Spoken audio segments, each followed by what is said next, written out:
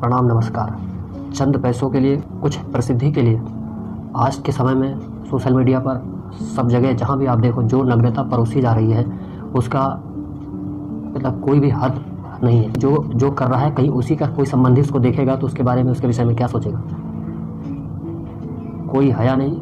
और ऊपर से कहा जाता है कि जो लोग इस पे विरोध करते हैं वो अपना सोच बदल लें, अपनी मानसिकता बदल लें। ये लक्षण है, स्वभाव है मनुष्य का। मनुष्य का शरीर 5 भौतिक वस्तुओं से मिलकर बना है। वो 5 तत्व हैं: धरती, जल, अग्नि, गगन, वायु। इस तरह के 5 तत्वों से, 5 महाभूतों से मिलकर ये मनुष्य का शरीर बनता है। और इन मनुष्य के शरीर में इन पंचभूतों से निर्मित अनुभव होते हैं कुछ, तो इनका इन अनुभवों पर प्रभाव पड़ता है। रस यानी जो रस इंद्रिय से आप रस लेते हैं, रूप यानी जो नेत्र इंद्रिय से आप रूप देखते हैं, यानी दर्शन इंद्रिय से जो आप रूप देखते हैं, रस हो गया, रूप हो गया। शब्द यानी जो बोला जाता है, सब स्पर्श यानी जो टच करता है कोई तो स्पर्श हो गया। इसके बाद आता है गंध यानी नाक, जो नासिका से हम सूंघते हैं वो गंध की श्रेणी में आता है। इस तरह से इन 5 तत्वों के 5 अनुभव होते हैं जिनके द्वारा ये इंद्रियां हमारी क्रिया करती हैं। तो ये पहली बात तो ये दिमाग से निकाल दीजिए कि ये सोच का विषय नहीं है, ये इंद्रियों का विषय है, ये सोच का विषय नहीं है। पहले इंद्रियों से उसका अनुभव होता है, उसके बाद फिर उसका संकल्प होता है, फिर चिंतन होता है, फिर मनन होता है, फिर उसके बाद उसकी क्रिया होती है। तो ये अगर इन इंद्रियों से वो चीज़ अनुभव में आ गई, कोई भी चीज़ अनुभव में आ गई, तो उसके बाद वो क्रियाशील होना ही है। कोई नियंत्रण कर पाता है, कोई नियंत्रण नहीं कर पाता है। जिस तरह का आप अपने आसपास देखते हैं हादसे होते रहते हैं, वो इसीलिए होते हैं क्योंकि वो नियंत्रण नहीं कर पाते। नाकों के द्वारा कोई गंध सूंघते हैं तो आपको ये लगता है कि ये नहीं, ये दुर्गंध है, आप उससे दूर भागते हैं। इसी प्रकार कोई खुशबू आती है तो आप अट्रैक्ट होते हैं, आकर्षित होते हैं उसकी तरफ, तो ये लगता है ये खुशबू और सूंघे। ये इंद्रियां हमारी कहती हैं कि उसकी और सूंघो, उसको बहुत अच्छी खुशबू है। उसी तरह कोई स्वाद है, आप कभी कोई स्वाद लेते हैं, कोई पकवान खाते हैं तो आपको लगता है, आपकी रस इंद्रिय बोलती है कि नहीं इसको दोबारा भी खाना चाहिए, वो बहुत अच्छा अनुभव था उसका। इसी तरह आंखों से जब कोई दृश्य देखता है कोई, तो उस दृश्य का भी उसे अनुभव होता है, वो जाने या ना जाने उसका एक आकर्षण होता है क्योंकि उसकी बॉडी वैसे बनी हुई है।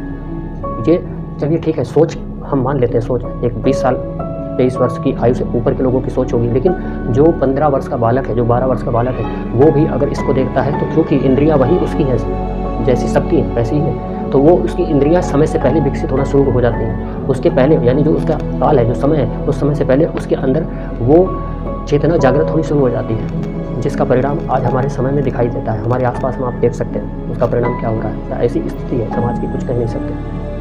अच्छे घरों की स्त्रियां, मतलब इसको क्या कहेंगे, कुछ कह नहीं सकते। और सब कुछ सर्वविदित है, उसको कुछ किसी को बताने की आवश्यकता नहीं है। बल्कि इस दौर में तो छोटी छोटी बच्चियां घरों की शुरू हो गई आना। मैंने देखा है कई बार, क्योंकि हम लोग भी सोशल मीडिया आज की डेट में सभी यूज़ करते हैं, तो हम भी यूज़ करते हैं, क्योंकि हम देखते हैं कि छोटी छोटी 13-13 वर्ष की बच्चियाँ किस तरह से वो इनको फॉलो कर रही हैं, इनको देख के कर रही हैं। यानी जो हमारी युवा पीढ़ी है हमें देख के वो आगे बढ़ती सीखती है। उसको ज़रूर हो सकता है उसको कुछ भी ना मिले, लेकिन जब तक वो उस परिपक्व अवस्था में आएगी तब तक तो उसकी हालत बहुत ख़राब हो चुकी होगी। ये बहुत गलत है, विष की तरह फैल रहा है धीरे धीरे। किसी को भी कभी भी शुरू हो जाए, कोई मतलब पाबंदी नहीं, कुछ नहीं, तो देख लो हो रहा है, आज की डेट में हो रहा है।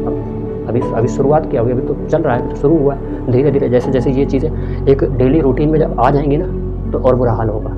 ये क्या है, जो आपको कहीं लगता है जैसे नहीं हो रहा, तो ऐसा नहीं हो रहा है। वो लोग जो आज की युवा पीढ़ी है उसको देख रही है, अनुभव कर रही है। अनुभव करने के साथ साथ वो एक अंदर जो है ना, भीतर में एक वो चीज़ जागृत हो जाती है और वो क्रियाशील भी हो जाती है। वो कहीं ना कहीं उसके बाद अपना गंतव्य ढूंढेगी और उस गंतव्य पर पहुँच के वो अपना काम करेगी, क्योंकि इसको एक तरह की वासना बोलते हैं।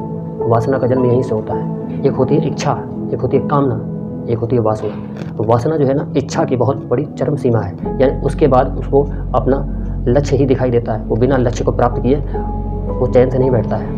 ये जो आप देख रहे हैं ना, कहीं किसी बस में कुछ हो गया, कहीं हो गया, ये उसी कामना का, उसी का परिणाम है जो आपको दिखाई दे रहा है। और अगर ऐसे ही चलता रहा तो ये तो सबसे पहले तो ये सोच आप निकाल दो कि ये जो है बुद्धि को या अपनी सोच को बदलने का, ये सोच का विषय ही नहीं है। पहली बात तो ये सोच का विषय नहीं है, ये इंद्रियों का विषय है। और मनुष्य का शरीर पंचभौतिक चीज़ों से बना है, पंचभौतिक पदार्थों से बना है, और उसमें ये गुण है, इसको कोई मिटा नहीं सकता। ये सोच का विषय नहीं, सोच तो दूर की बात है। पहले तो ये अनुभव में आता है, जब अनुभव में आता है उसके बाद क्रिया होती है। लेकिन जब वो अनुभव में आ गया और बार बार अनुभव में आ रहा है तो वो क्रियाशील होना निश्चित है, उसको कोई रोक नहीं सकता। नहीं होगा, कहीं जो नहीं मिलेगा कोई दूसरा मिलेगा, उसके जैसा कोई दूसरा उसको चाहिए। बिना उसके तो उसकी तृप्ति नहीं होगी। और ये जब तक नियंत्रण में नहीं होगा तब तक इसका कोई समाधान नहीं है। ये अमेरिका नहीं, ये विदेश नहीं है, ये हमारा भारत है। इसमें सबसे ज़्यादा हाथ बॉलीवुड का है, टीवी सीरियल्स का है। सामान्य लोग जिनको फॉलो करते हैं, जिनको अपना आइडियल मान रखा है, इन्होंने आदर्श मान रखा है, ये देखो आप उन आदर्श, अपने जो आदर्श हैं उनकी लाइफ में ही जाके देखो तो कुछ बातें ओपन हो जाती हैं सोशल मीडिया के थ्रू, तो पता चल जाता है। कुछ बातें ऐसी होती हैं जिनके बारे में आप जानते ही नहीं, लेकिन सच कभी छुपता नहीं है, कुछ ना कुछ तो वो वापस आएगा। वहाँ पे आज की डेट में बॉलीवुड में और इन सेलिब्रिटीज़ में कोई भी, शायद कोई बिरला ही होगा जो बिल्कुल, जिसको कहते हैं ना निर्दोष, बहुत कोई बिरला ही होगा जो निर्दोष होगा।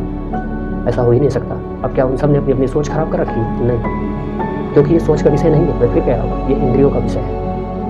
ये पंचभौतिक शरीर की बनावट के हिसाब से एक क्रिया है, उसका विषय है। इसीलिए महर्षि मार्कंडेय ने एक शास्त्र लिखा हुआ है, एक उन्होंने ग्रंथ लिखा है जिसका नाम है दुर्गा सप्तशती। और दुर्गा सप्तशती में इसी बात का वर्णन किया है उन्होंने। उसमें लिखा हुआ है, रसे रूपे च गंधे च शब्दे स्पर्शे च योगिनी सत्वम रजतमश्चैव रक्षे नारायणी सदा। यानी रस रूप शब्द स्पर्श गंध की नारायणी देवी रक्षा करें।